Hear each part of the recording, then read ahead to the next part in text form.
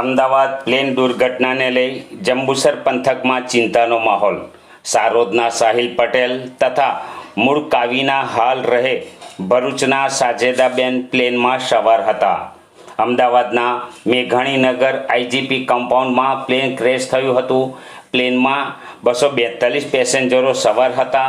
અમદાવાદમાં આજે બનેલી પ્લેન દુર્ઘટનામાં જંબુસર તાલુકાના સારોદના 25 વર્ષીય યુવાન સાહિલ સલીમ પટેલ જેઓ 2 વર્ષના વર્ક વિઝા પર લંડન જતા હતા અને આ દુર્ઘટના બની હતી।